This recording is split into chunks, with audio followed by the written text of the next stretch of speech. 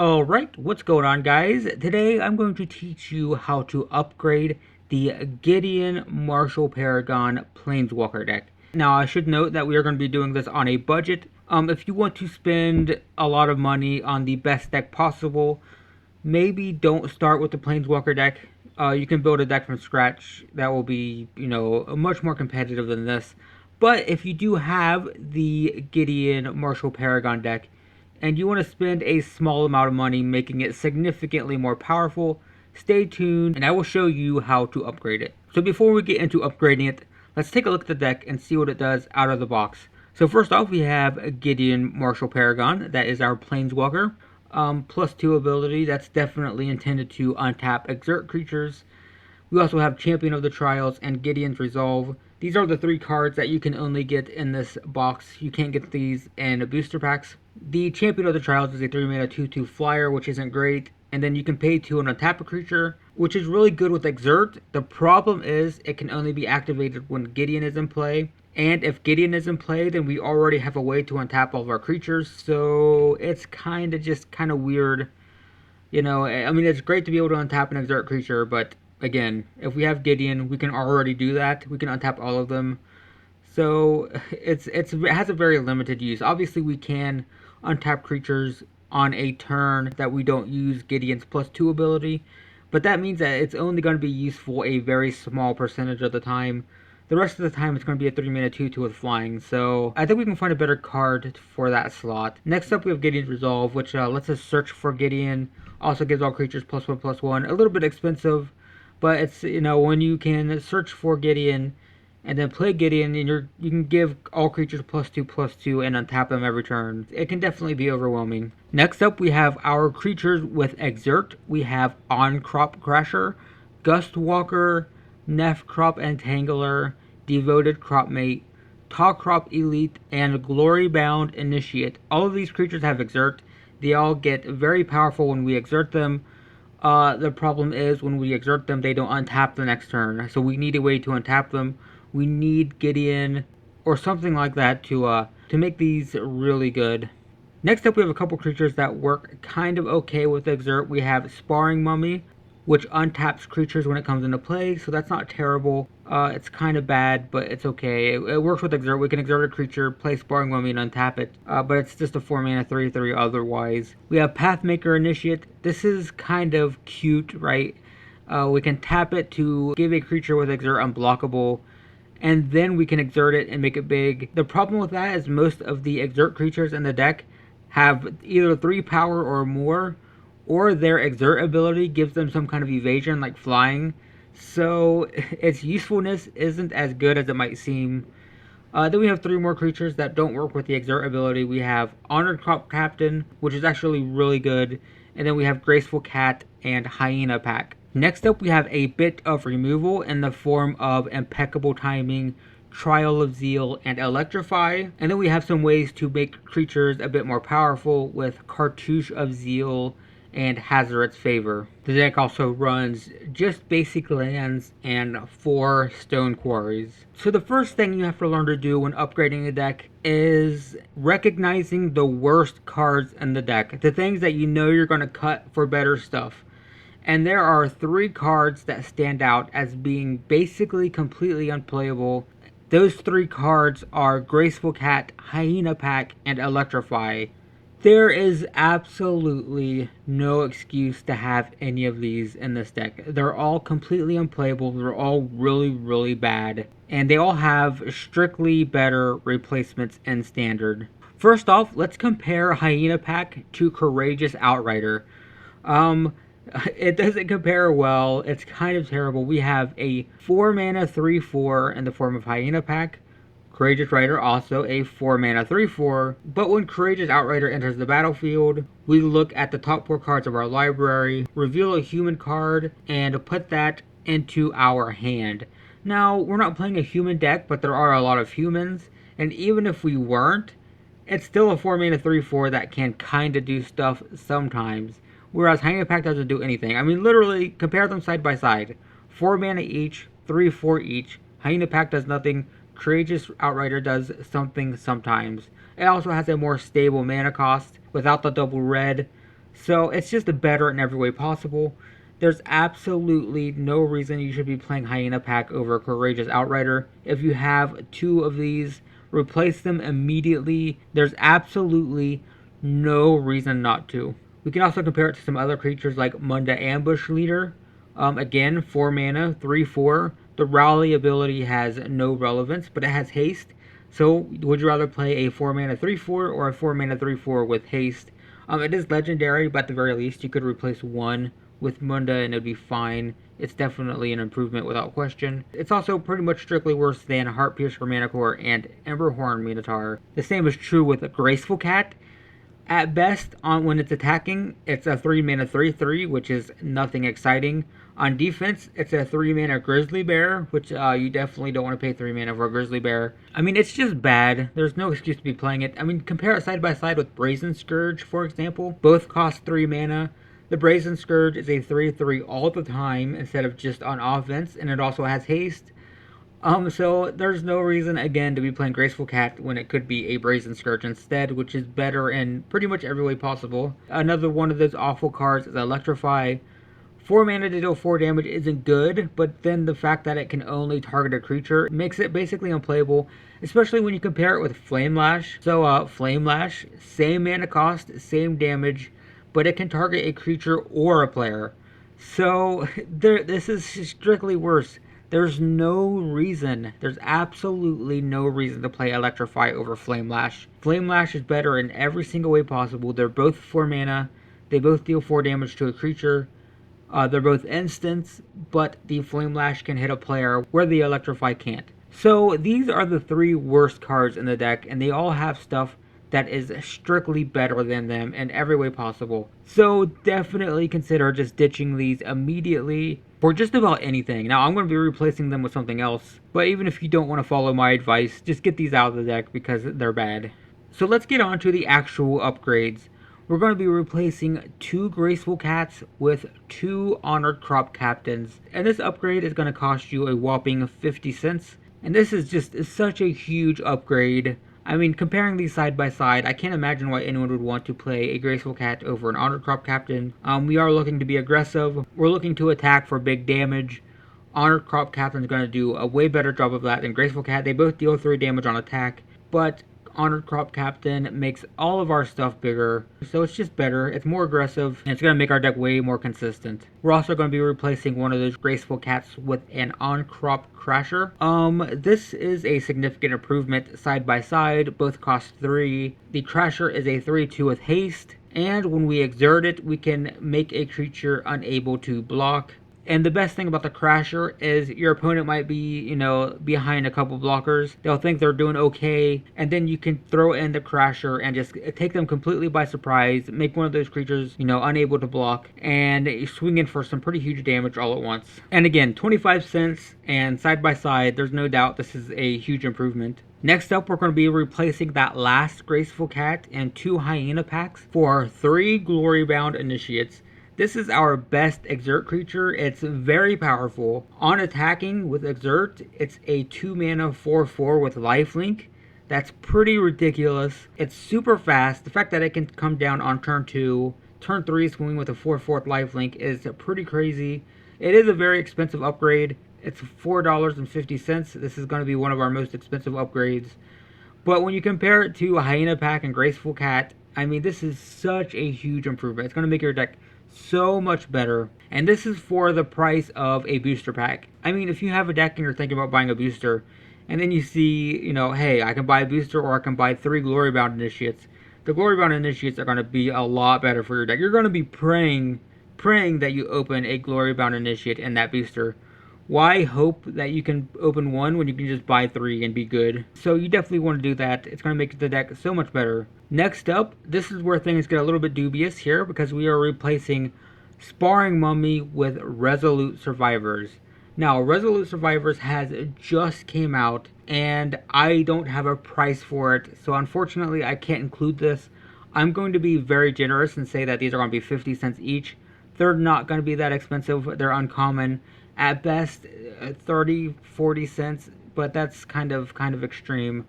But when we compare these side by side again, It's such a huge improvement. First off, they're both 3/3s, but the resolute survivors cost 1 less. So we get a 3/3 out faster.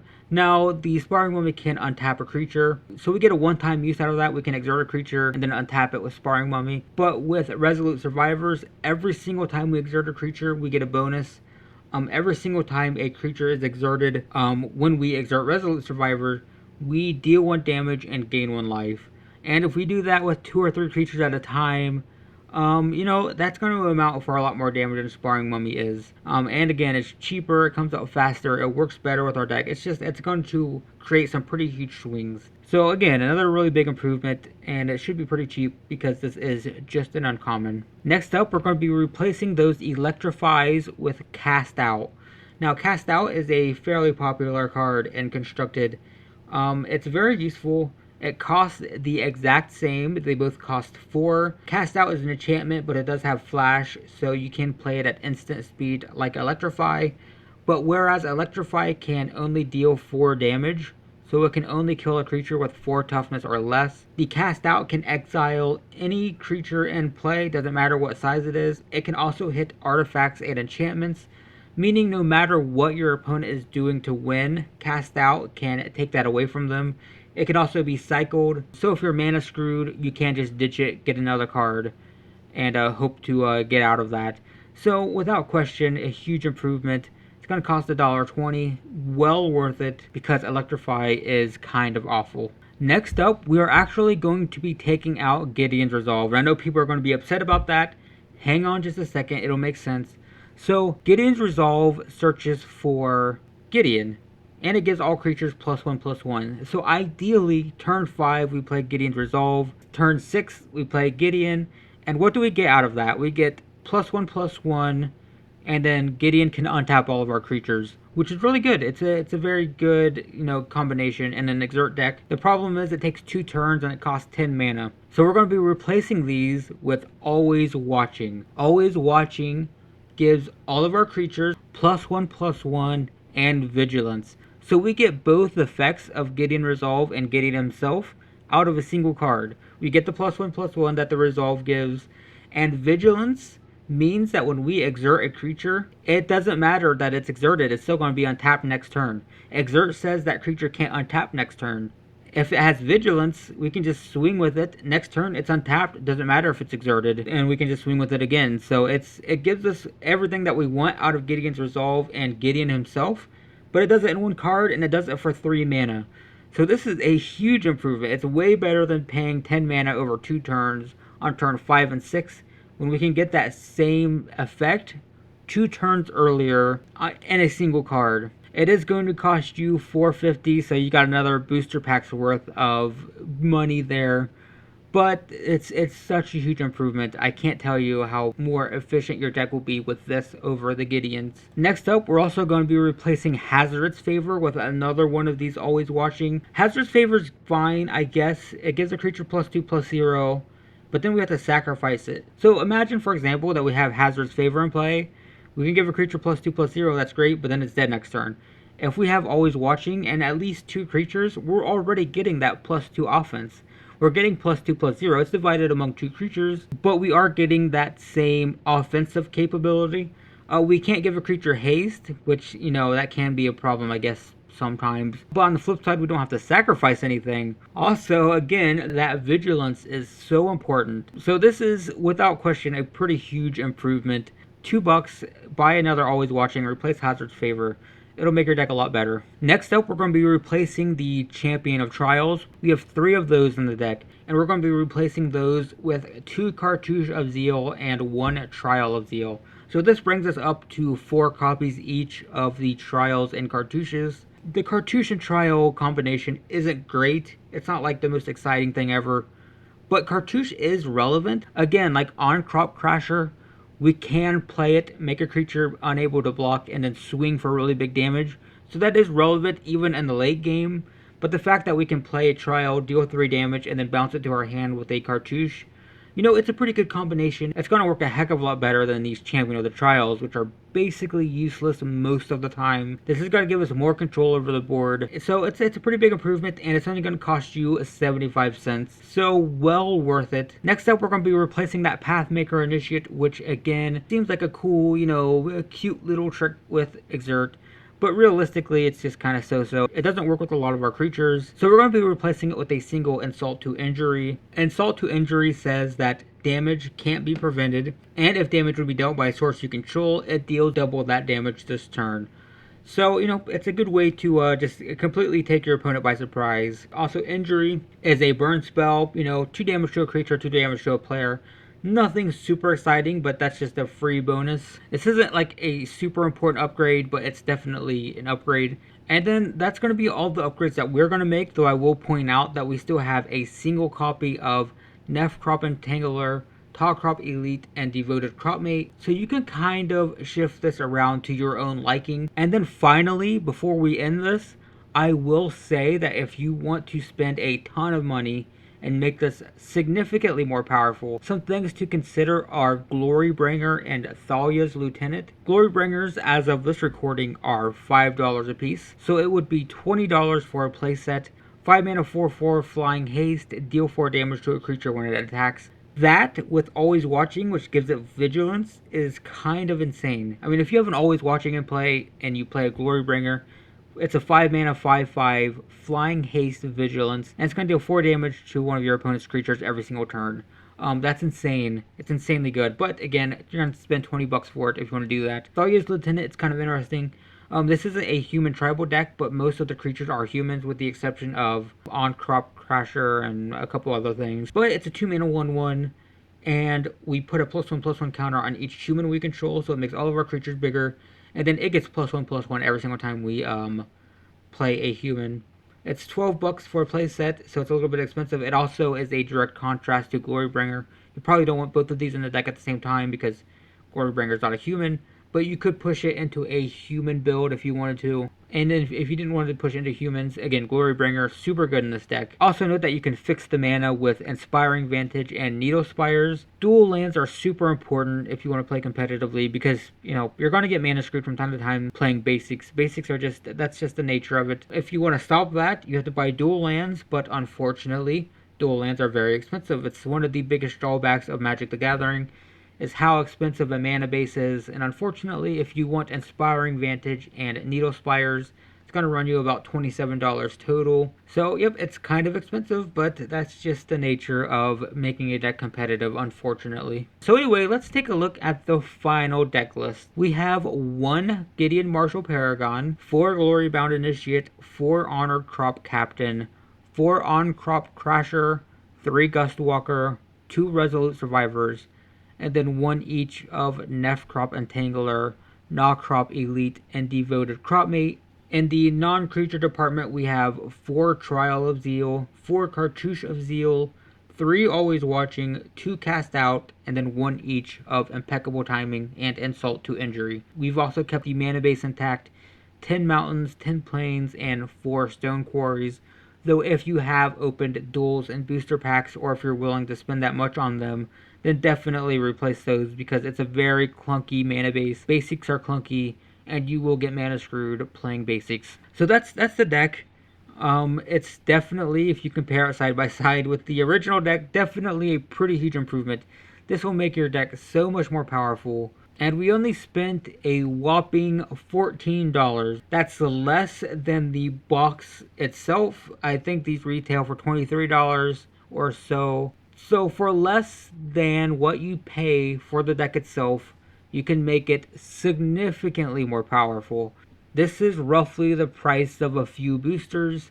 You're never going to open these cards in that smaller amount of boosters. It's never going to happen. You physically can't because of the number of rares we're playing. So the next time you're thinking about buying some sealed boosters, maybe, you know, put those back down. Consider buying these singles and make the deck that you already have significantly more powerful. If you're playing this deck out of the box, and maybe it's working okay for you sometimes, but you know, maybe it's a little too inconsistent, it doesn't seem powerful enough, 14 bucks, that's all you gotta pay, and you will have a significantly better deck. So I hope that was helpful. This is the first time I have ever done this. If you liked this and you want to see more of it, definitely let me know in the comments. Also, if you have a deck that you want to see me improve, I can't make any guarantees that I'll get around to it, but I can definitely take it into consideration. Also, if you are new to the channel, definitely check it out. I do upload regularly. And I guess that's it, guys. Thank you for watching, and I will see you in the next one.